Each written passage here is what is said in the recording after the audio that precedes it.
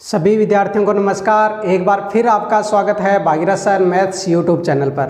अपने आज एलसीएम और एचसीएफ का सेकंड पार्ट पढ़ने जा रहे हैं। पहले पार्ट में आपने पढ़ लिया होगा उसके एलसीएम एचसीएफ के बारे में जो मैंने बताया वो।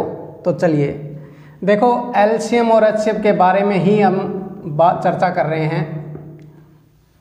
आपके पास दो संख्या जैसे 24 और 36। देखो, एचसीएफ निकालना है अगर आपको, तो एक तो मैंने गुणनखंड विधि बताई थी, एक पावर वाला सिस्टम बताया था आपको, ठीक है। अब देखो एचसीएफ निकालना तो आप इस संख्या को काटिए। ये संख्या 12 से कट रही है, 12 दूए 24 और 12 तीये 36। अब ये कटने के बाद 2 और 3 बचा, ये किसी भी एक संख्या से नहीं कट रहा ना, 2 और 3 अब आगे नहीं कट सकते, तो इसका एचसीएफ तो हो गया 12। एलसीएम अगर आपको निकालना है तो आप एक ध्यान दोगे कि अगर एलसीएम निकालना है तो जो आपका एचसीएफ आया है, एचसीएफ कितना आया था 12, और बाकी जो गुणनखंड फैक्टर जो आए हैं उनका और गुना कर दो। क्या है 2 और 3, 12 दूए 24, 24 दिए कितने हो गए 72, तो इसका एलसीएम कितना आ गया 72। अब यहाँ से कई बातें अपने को सीखनी है। पहली बात तो ये सीखनी है कि अगर एलसीएम है ना, वो एचसीएफ गुणा ए भाज्य गुणनखंड के गुणनफल के बराबर होगा। एलसीएम है वो एचसीएफ गुणा ए भाज्य गुणनखंड के गुणनफल के क्या होगा, बराबर होगा। जैसे आपको मैं एग्जाम्पल के तौर पे ये बताऊं, जैसे इसमें क्वेश्चन कैसे पूछ सकता है, आपको ये कह सकता है दो संख्याओं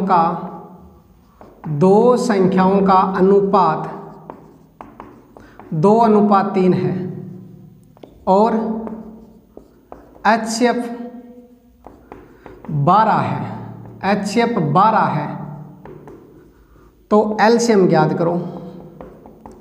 एलसीएम क्या होगा, तो आपको पता है दो संख्याओं का अनुपात आपको दे रखा है, एचसीएफ दे रखा है, तो आप क्या कीजिए, जो एचसीएफ दे रखा है जो अनुपात दे रखा है इनका गुणा कर लो। 12 दूए 24, 24 दिए कितने हो गए 72। समझ गए, ये बात समझ में आ गई आपको। तो इस प्रकार आप एलसीएम निकाल सकते हो, ठीक है। ऐसा क्वेश्चन पूछ सकता है। इसी क्वेश्चन को आपको ये भी दे सकता है कि दो संख्याओं का अनुपात 2:3 है और एलसीएम 72 है, तो एचसीएफ क्या होगा, तो भी आप याद कर लोगे, क्योंकि हमने पता है अभी एलसीएम बराबर होता है एचसीएफ गुणा ए भाज्य गुणनखंडों का गुणनफल, यानी जो अनुपात है उनका गुणा। अब देखो 2 × 3 कितना हो गया 6 का ये कटेगा तो 12 पे कट गया, तो एचसीएफ कितना आ गया 12 आ गया। एचसीएफ कितना आ गया 12 आ गया। अब इसमें आपको संख्या पूछ लेता, अभी वो संख्या कौन कौन सी है, तो आपको पता है अभी अनुपात आपको दे रखा था, यहाँ से एचसीएफ आ गया। इस एचसीएफ को अनुपातों से वापस गुणा कर लोगे तो आपके पास संख्या भी मिल जाएगी, 12 दूए 24 और 12 तीये 36। समझ गए। देखो, इतने से सिस्टम से आप 2-3 प्रकार के क्वेश्चन कर सकते हो। बात समझ में आ गई होगी। आपको मैंने क्या बताया, जैसे ये तो मैंने समझाया है आपको, दोबारा आप ध्यान देना कि आपको पास दो संख्या दे रखी है, मान लो 24 और 36, ठीक है। 24 और 36 दो संख्या दे रखी है। अब मैं ये कह रहा हूँ 24 और 36 किसके पारे से दोनों कटती है, 12 के पारे से। 12 के बाद ये किसी के पारे से और नहीं कटती। 12 से कटने के बाद 2 और 3 बचा। अब 2 और 3 किसी से नहीं कट रहा, तो ये एक अनुपात आ गया, मतलब गुणनखंड आ गए। अब एलसीएम निकालना है, तो मैं ये कह रहा हूँ एचसीएफ गुणा ए भाज्य गुणनखंडों का गुणनफल। तो आपको क्या ध्यान रखना है, 12 दूए 24 और 24 दिए 72, ये एलसीएम आ गया। अब इससे क्वेश्चन क्या क्या बन सकते हैं वो मैं बता रहा हूँ कि दो संख्याओं का अनुपात 2:3 है और एचसीएफ 12 है, तो एलसीएम याद करो। तो मैंने आपको बताया कि एचसीएफ को अनुपातों से गुणा करेंगे, या इस अनुपातों को आप ए भाज्य गुणनखंड भी कह सकते हो, तो ये एलसीएम आ गया। या आपको ऐसा क्वेश्चन दे रखा हो, दो संख्याओं का अनुपात 2:3 है और एलसीएम 72 है, तो एचसीएफ ज्ञात करो। तो आपको पता है एलसीएम बराबर एचसीएफ गुणा ए भाज्य गुणनखंडों का गुणनफल, तो ये 3 दूए 6 से कटा तो एचसीएफ आ गया 12। अब मैं ये कह रहा हूँ इसी क्वेश्चन में आपको संख्या पूछ लेता, तो जो एचसीएफ आए ना उसको संख्याओं के या अनुपात से वापस गुणा करने पे आपके पास संख्या मिल जाएगी। ये बात क्लियर होगी। यहाँ से आप और क्या ध्यान में रख सकते हो, यहाँ पे एक बात और ध्यान देना कि एलसीएम होता है ना, एलसीएम जो होता है वो दी गई संख्याओं से, यानी एलसीएम होता है वो HCF के बराबर भी हो सकता है और एलसीएम HCF से बड़ा भी हो सकता है। ये कंडीशन है इसकी। एलसीएम है ना हमेशा या तो HCF से बड़ा होगा या बराबर होगा, समझ गए। तो ये बात अपने को ध्यान रखनी है। एलसीएम है वो या तो दी गई संख्याओं के बराबर होगा, एलसीएम है वो या तो HCF के बराबर होगा या HCF से क्या होगा, बड़ा। ज़्यादातर कंडीशन में बड़ा ही होता है, लेकिन बराबर भी आ सकता है एलसीएम HCF के। दूसरी बात, एलसीएम सदैव HCF से विभाजित होता है। एलसीएम सदैव HCF से विभाजित होता है। मान लो आपको ये कह दे कि दो संख्याओं का या संख्याओं का एलसीएम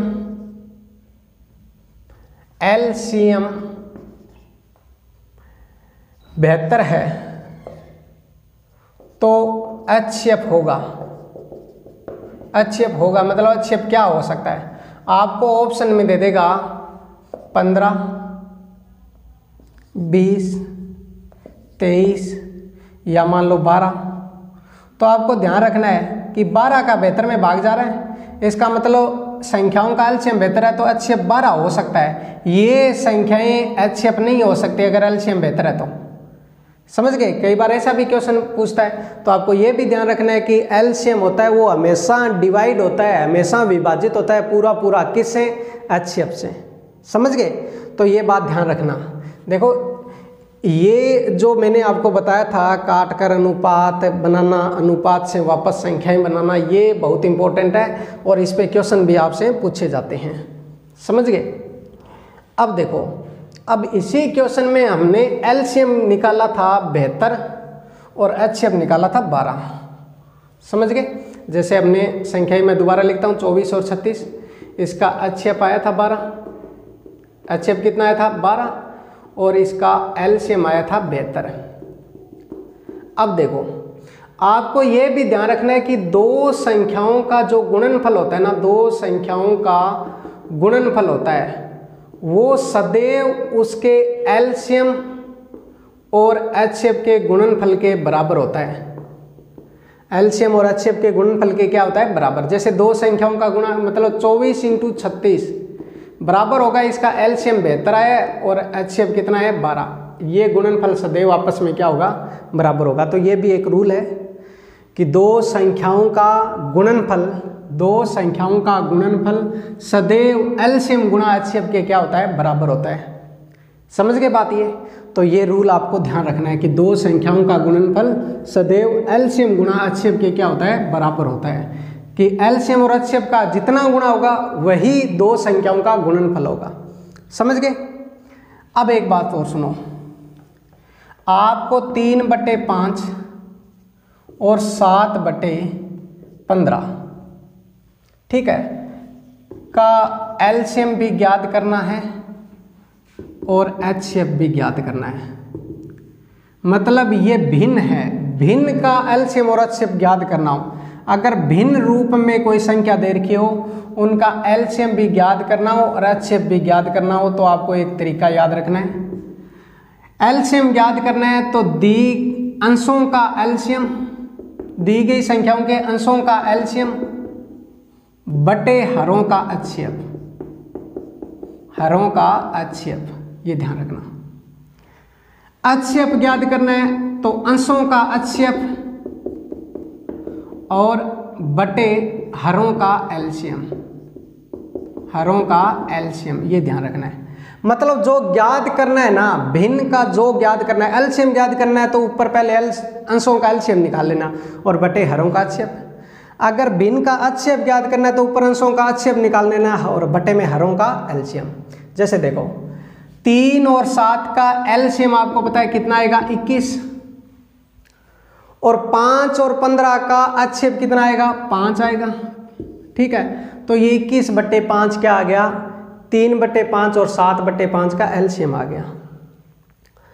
अगर अपने को HCF ज्ञात करना है तो अंशों का HCF बटे हरों का एलसीएम। अब 3 और 7 का HCF आपको पता है 1 आता है। 3 और 7 का HCF है वो क्या आएगा 1, क्योंकि आपको पता ही है 3 और 7 में 1 के अलावा किसी का भाग नहीं जाता, और HCF वो संख्या होती है जिसका भाग दी गई संख्याओं में पूरा पूरा जाए।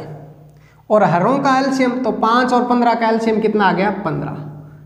समझ के बात ये, ठीक है, ये बात समझ में आ गई। तो ध्यान रखना, अगर भिन्न की बात करें, भिन्न रूप में हो तो उनका एलसीएम कैसे निकालना है, एचसीएफ कैसे निकालना है, तो ये बात आपको ध्यान रखनी है सदैव। समझ गए बात ये, ठीक है। अब देखो,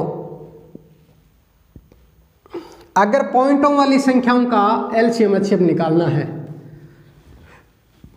पॉइंटों वाली संख्याओं का एलसीएम एचसीएफ निकालना है, जैसे अगर 1.08 दे रखी है एक संख्या, 1.36, 1.9, इन संख्याओं का अगर हमें एलसीएम ज्ञात करना है या एचसीएफ ज्ञात करना है, एचसीएफ या एलसीएम ज्ञात करना है, तो पहले आप क्या करो, पहला स्टेप अपना क्या रहेगा ऐसी संख्याओं का एलसीएम एचसीएफ ज्ञात करने के लिए कि पॉइंट के बाद अंक सेम कर लो। यहाँ पॉइंट के बाद 2 अंक है, यहाँ पॉइंट के बाद 2 अंक है, यहाँ पॉइंट के बाद 1 अंक है, तो 0 लगा लो 1, तो पॉइंट के बाद 2 अंक हो गए। समझ गए, पॉइंट के बाद अंक सेम के, ये पहला स्टेप है। अब एक बात बताओ, ये संख्या 108, 36 और 90 बन गए मान लो, पॉइंट भूल जाओ एक बार। ये 18 से कट रही है, 18 से कटे 18 छिक्के 108, 18 2 36, 18 5 90, 2 6 5 50, यानी इसका HCF आया 18। 108, 36, 90 का HCF 18 है, लेकिन पॉइंट के बाद कितने अंक सेम किए थे 2 अंक, तो पॉइंट 18 HCF आ गया इसका। अब अगर एलसीएम निकालना है तो अपने को पता है इसका HCF कितना आया था 18, ठीक है, HCF कितना आया था 18। अब आप ये कर सकते हो कि 6 2 5 है, ये 2 से कटेगा तो 3 1 5, फिर 3 पे और फिर 5 पे, 5 दिए 15 और 15 2 30, यानी 18 × 30 करें तो 18 3 54, यानी 540। 2 अंकों के बाद पॉइंट लगाना है तो 5.40 इसका एलसीएम आ गया। समझ गए ना बात ये, इस तरीके से ही करना आप अगर दशमलव वाले एलसीएम एचसीएफ पूछे तो।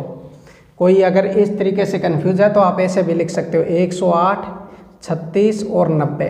आपको पता है ये सेम 18 के पाड़े से कट रही है, 18 से 6, 18 से कितने हो गए 2, समझ गए, 18 से 5।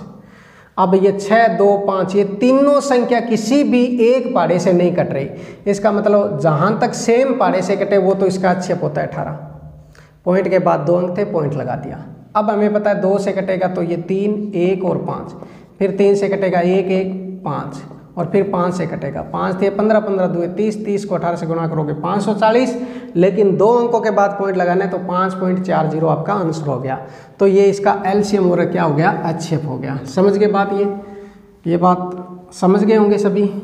अब देखो, अब आप देखिए क्वेश्चन, अगर आपको बात करें क्वेश्चन की एग्जाम्पल, जैसे मैंने भिन्न का बता दिया आपको, पॉइंटों वाली संख्याओं का बता दिया। एक रूल मैंने ये बताया कि 2 संख्याओं का गुणनफल उनके HCF और एलसीएम के गुणनफल के बराबर होता है, ठीक है, या एलसीएम बराबर होता है HCF गुणा दी गई संख्याओं के गुणनखंड के गुणनफलों के। ये बात भी मैंने शुरुआत में, वीडियो के शुरुआत में यही बात बताई थी, ठीक है, तो ये बात आपको ध्यान रखना है। अब देखो एग्जाम्पल, आपको ये कह दे वह छोटी से छोटी संख्या ज्ञात करो, वह छोटी से छोटी संख्या ज्ञात कीजिए जो 108, 90 व 36 से पूर्ण विभाजित है, पूर्ण विभाजित है। ऐसी संख्या ज्ञात करो जो 108, 90 व 36 से पूर्ण विभाजित है। देखो, आपको एलसीएम की पहले पार्ट में मैंने परिभाषा यही बताई थी कि आप देखो 6 और मान लो आपको 5 का एलसीएम ज्ञात करना है, तो 6 और 5 का एलसीएम हो गया 30, 60, 90 ये चलता रहेगा। लेकिन 6 व 5 से विभाजित सबसे छोटी संख्या क्या है 30। 6 व 5 से सबसे छोटी संख्या क्या है विभाजित 30, और ये एलसीएम भी है। तो एलसीएम की परिभाषा यही तो होती है कि वह छोटी से छोटी संख्या जो दी गई संख्याओं से पूर्ण विभाजित हो। तो ऐसी लैंग्वेज आए तो इसका मतलब है ये जो वह छोटी छोटी संख्या जो 108, 90 व 36 से पूर्ण विभाजित है, इसका मतलब अपने को क्या ज्ञात करना है, एलसीएम ही ज्ञात करना है। अब आपको पता है 108, 90 और 36 का अगर एलसीएम ज्ञात करें तो 18 से कट गया, ये अपने को पता है 18 से काटोगे तो ये 6 पे, ये 5 पे, ये 2 पे, फिर 2 पे 3, 5 और 1, फिर 3 पे 1, 1 और 1, 5 और 1, फिर 5 पे। इनका अगर आप गुणा करोगे तो आपको पता चल गया कितना आ गया, 540। तो इसका एलसीएम आ गया 540। अब इसी क्वेश्चन में ये कह देता कि वह छोटी छोटी संख्या ज्ञात करो जो 108, 90 व 36 से विभाजित करने पर, यहाँ थोड़ा सा क्वेश्चन चेंज कर दे, से विभाजित करने पर शेष फल 10 रहे, शेष फल 10 रहे। तो आपको पता है एलसीएम तो आपको ज्ञात करना ही करना है, लेकिन जब आपको शेष छुड़वाए ना उतना जोड़ दो। इसका मतलब एलसीएम 540 आया था, 10 बड़ी होगी उससे तभी तो शेष आपको पता है 10 रहेगा। इसका मतलब जितना शेष फल छुड़वाए वो इसमें जोड़ दिया करो, समझ गए। तो ये बात आपको ध्यान रखनी है। यहाँ इसका इस क्वेश्चन का आंसर 550 आ गया, नेक्स्ट इससे पहले का आंसर 540 आया था। तो कैसे लगी ये वीडियो, लाइक शेयर कमेंट जरूर करना, चैनल को सब्सक्राइब कीजिए। नेक्स्ट वीडियो में आपको एलसीएम और एचसीएफ के अच्छे क्वेश्चन कराऊंगा, नेक्स्ट वीडियो जरूर देखना, क्योंकि अगर नेक्स्ट वीडियो देख लिया तो आपको मैं ये कह रहा हूँ सारी के सारे फंडे क्लियर हो जाएंगे आपको एलसीएम और एचसीएफ के। दूसरी बात ये भी है कि आपको ऐसे तरीके में बताऊंगा हल करने के कि आपका एलसीएम एचसीएफ से आने वाला कोई क्वेश्चन गलत है नहीं होगा, ये पक्का प्रॉमिस है। ठीक है, धन्यवाद।